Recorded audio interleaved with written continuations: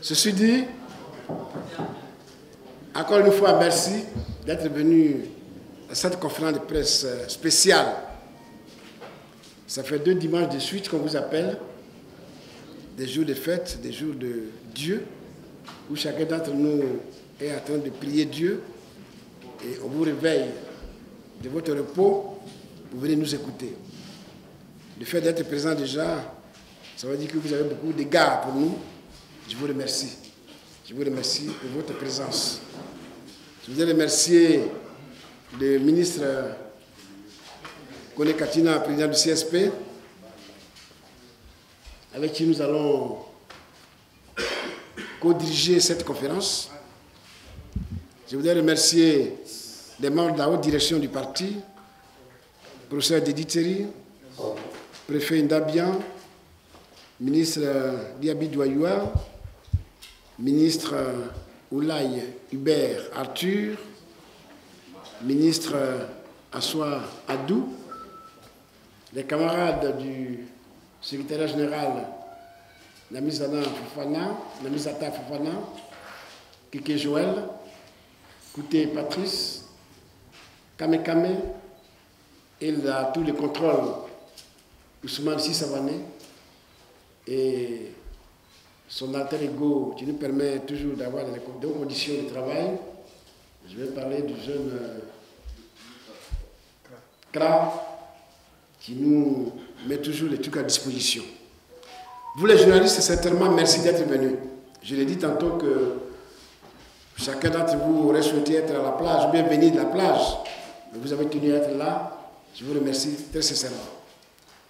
Parce que c'est vous qui allez véhiculer notre message par la suite. Avant de commencer mon exposé sur la question elle-même, je voudrais, avec votre permission, saluer et remercier vivement les militants du PPACI et du PDCI-RDA, les militants des autres partis politiques, les membres de la société civile, les Ivoiriens épris des pères de justice, tous les démocrates dans leur ensemble. Je veux les remercier très sincèrement pour leur mobilisation exemplaire et mobilisation disciplinée qui nous a gratifié d'une marche gigantesque, une marche extraordinaire le 9 août dernier à Yopougon. Bravo et bonne continuation aux Ivoiriens, parce qu'on n'a pas encore fini. Chers amis, à l'approche de la date fatidique de l'élection présidentielle du 25 octobre 2025, et plus particulièrement depuis l'annonce de la candidature anticonstitutionnelle du président Ouattara, une fébrilité soudaine est en train de s'emparer du pouvoir au point d'engager une opération d'intimidation et de répression avec l'intensification d'un harcèlement judiciaire et politique des militants du PPACI.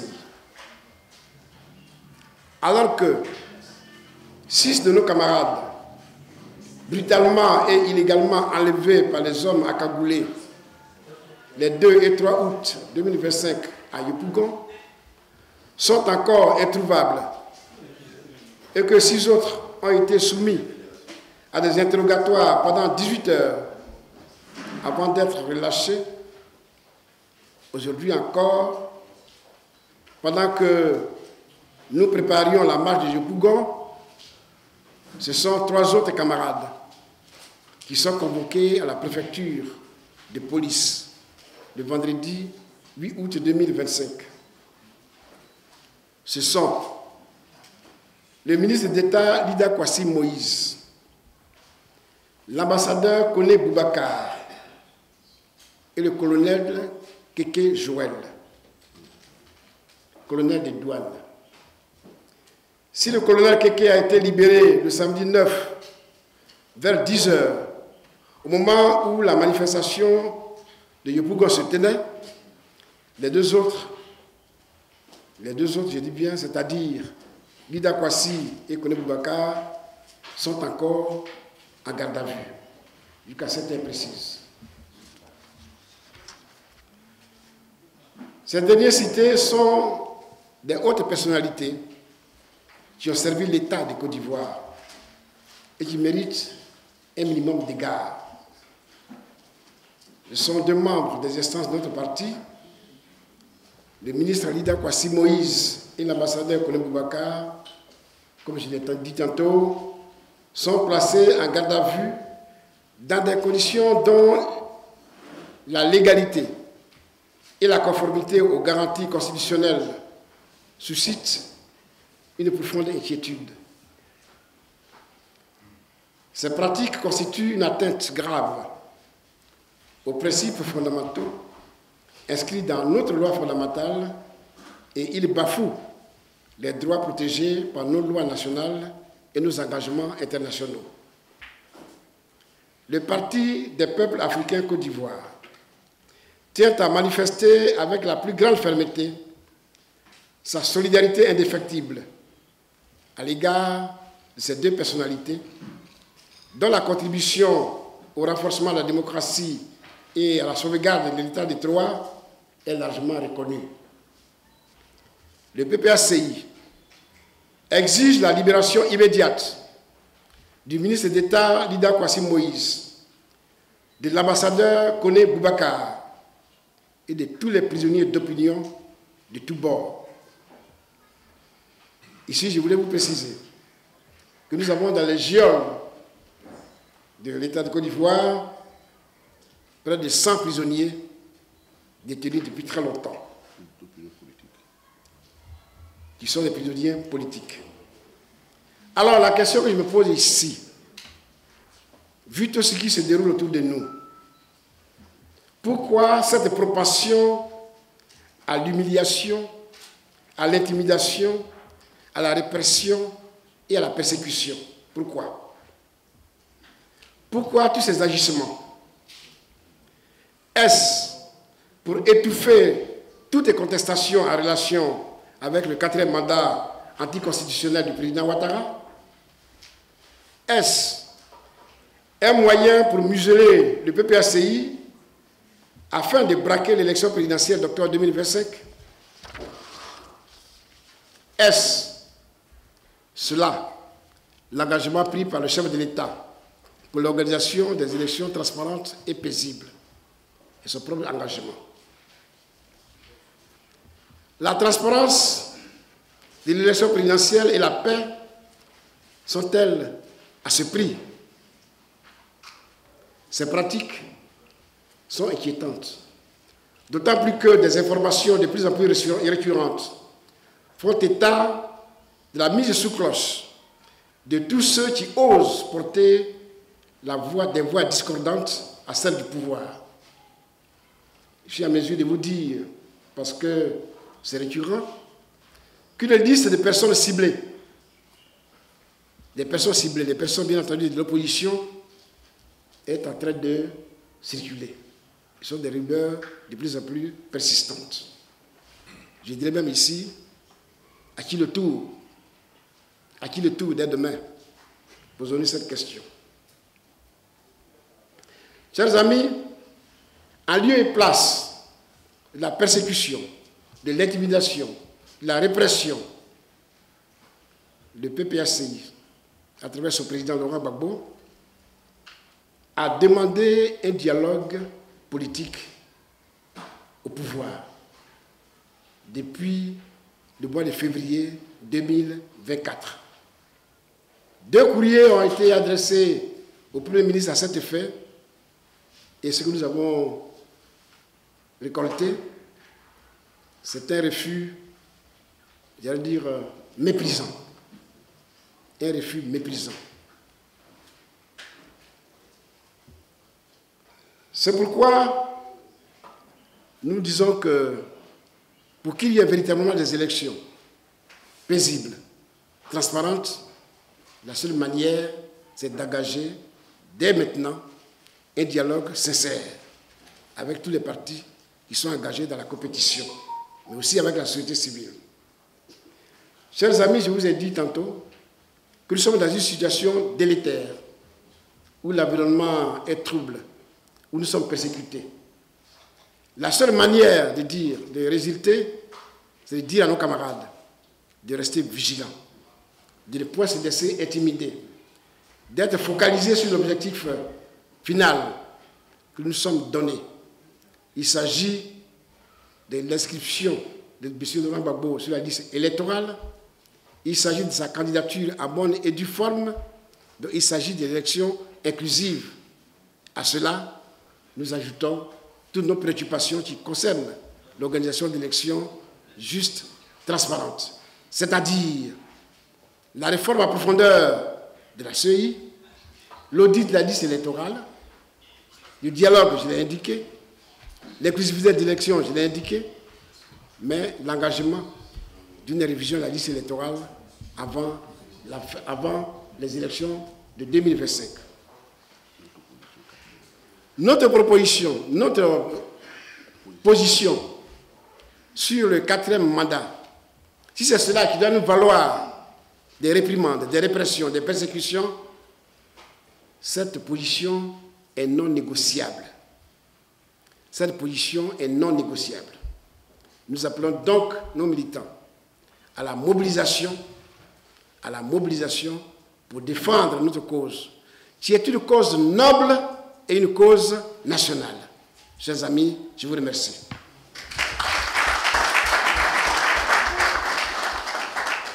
Merci au président de l'Église pour cette... On leur reproche d'être les instigateurs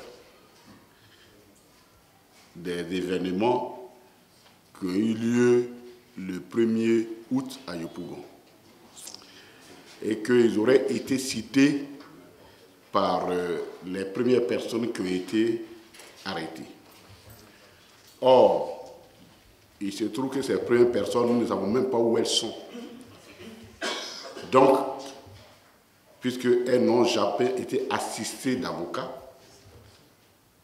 à partir du moment où nous ne savons pas où elles sont, au PPAC, nous les considérons comme ayant été prises en otage. Dès lors que vous êtes prises en otage, les aveux recueillis d'un otage ne peuvent pas produire des effets de droit.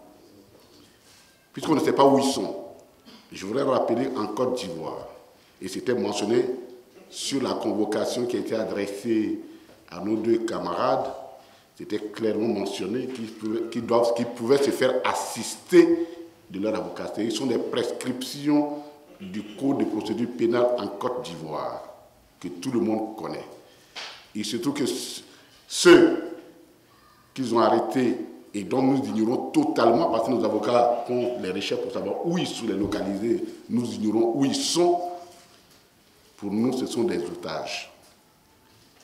Et dire que c'est la base de leur déclaration qu'on accuse des hautes personnalités de notre parti, cela relève tout simplement de la torture. Et ça nous permet donc de répondre à la question, enfin du moins de dire quelques mots sur les conditions de leur arrestation. Ils ont eu des convocations et ils devaient comparaître devant, du moins se faire entendre devant à la préfecture de police. Et évidemment, nos avocats se sont allés à la préfecture de police pour soulever des exceptions de droit qui empêchent normalement nos deux camarades d'être entendus par des policiers. L'un est un ancien ministre, l'autre un ancien ambassadeur, et il y a la loi de 2005 qui encadre les procédures engagées contre ces personnes. Malgré ces exceptions qui ont été soulevées et qui sont tout à fait justifiées, le procureur de la République a tenu, vaille que nos militants, nos camarades soient entendus. Finalement, c'est à 22 heures qu'ils seront, on va commencer leur audition, qu'ils vont être amenés à la préfecture de police. à partir de 22 heures. Nous nous sommes rendus là-bas. On nous a même empêché d'avoir accès à l'enceinte de la préfecture de police. Nous étions une bonne trentaine de cadres qui sont allés rapporter notre soutien parce qu'on ne convoque pas quelqu'un qui ne va pas à un tribunal la nuit. Donc on s'inquiétait. Qu'est-ce qu'on allait faire d'eux? On nous a même empêché d'avoir accès à la préfecture de police. Un impressionnant dispositif policier a été déployé la nuit à cet effet. Nous sommes restés tout le long de la route, de l'autoroute qui va à Bobo, jusqu'à pratiquement 2 heures du matin. Et sur conseil de nos avocats, nous avons, puisque apparemment on était convaincus que ces auditions allaient se terminer jusqu'au petit matin, au moins, ou plus tôt. Et finalement, nous sommes rentrés. Et depuis ce temps, jusqu'à ce que le lendemain, à 15 heures, nos camarades n'avaient pas mangé. Ils n'avaient pas mangé. C'est le minimum qu'on puisse demander, donner à quelqu'un, ils n'avaient pas mangé. C'est à 15 heures que nous avons pu leur envoyer quelque chose à manger. 15 heures hier à 15 heures. Et donc, de 22 heures jusqu'à 15 heures, ils étaient encore dans ces conditions. Les auditions sont finies vers 17 heures. Ils étaient en train de signer les PV et on espérait que nos camarades devaient être libérés. Nous sommes déportés là-bas pour essayer de les accompagner. Et malheureusement, chemin faisant, on nous a informé qu'ils ne seraient pas libérés et que leur garde à vue se prolongeait. Donc pour nous, quand l'un mis dans l'autre, il s'agit tout simplement d'une torture injustifiée infligée à nos camarades. Or, nous pensons que dans un pays normal, la justice ne peut pas être un instrument de torture. La justice qui règle et qui rectifie le comportement des uns et des autres ne peut pas, elle aussi, se mettre à se comporter de façon irrégulière et de cette façon-là. Et ça, nous tenons à le relever. Nous avons parlé des motifs, mais voici les conditions dans lesquelles ont été entendus et sont encore détenus nos camarades à la préfecture de police. Est-ce qu'ils ont été présentés devant le juge? Non. Ils ont été écoutés, entendus par les officiers de police judiciaire, c'est-à-dire les officiers de la DST, parce que c'est ce qui nous a été rapporté, que c'est les agents de la direction de la surveillance du territoire qui les a interrogés. Et donc, c'est des officiers de police judiciaire. Et pourtant, nous venons de dire que, conformément à la loi, ils n'ont pas cette compétence-là par rapport aux personnes, à la qualité des personnes qui sont poursuivies. Donc, pour le moment, ils n'ont pas encore été devant un juge. Donc, ils ne sont pas inculpés. On ne sait pas quelles sont les charges qui sont retenues contre eux, qui sont du moins qu'on leur impute, puisqu'ils ne sont pas encore passés devant un juge. Ils sont pour le moment encore en garde à vue. Voilà les précisions que nous voulons donner. D'autres questions? Nous vous avions appelé pour vous donner cette information. Vous dire que depuis un certain temps, les militants de notre parti sont persécutés. Avec des militants de notre parti, bien entendu, mais nous sommes les plus persécutés dans ce pays. Et cela remonte depuis 2011, pour être la plus gentille, sinon 2002, depuis qu'il y a eu la crise. Nous sommes dans cette persécution permanente. Les élections 2025 arrivent. Nous voulons que ces élections soient des élections paisibles, fraternelles, transparentes, inclusives et rigoureuses, sincères. C'est pour cela que le président Laurent Gbagbo et son parti se battent tous les jours. Nous donnons nos préoccupations. Il faut que si ces préoccupations ne sont pas prises en compte, on n'est pas sûr que ces élections vont être des élections crédibles. Nous-mêmes ne sommes pas inscrits sur la liste électorale du président Gbagbo, je parle de lui. Il y a des conditions que vous savez. et nous continuons à nous battre pour cela. Hier, il arrive la candidature anticonstitutionnelle. Nous disons que pour le respect de notre nation, pour le respect de notre constitution et pour le respect des Ivoiriens, ce n'est pas possible. Et qu'il faut mettre de côté cette candidature anticonstitutionnelle. La violation a eu lieu en 2020. On ne peut pas avoir une réviolation. Il est bon qu'aujourd'hui, on s'asseye et qu'on revienne à de meilleurs sentiments pour que les choses se mettent en place tranquillement. Nous avons ajouté à cela toutes nos revendications concernant l'organisation d'élections justes, transparentes, équitables, inclusives, apaisées et crédibles. C'est dans cette vision que nous sommes. C'est pour cela que nous nous battons. Et c'est pour cela que nous continuerons à nous battre. Et quand nous sommes nés de la lutte continuera.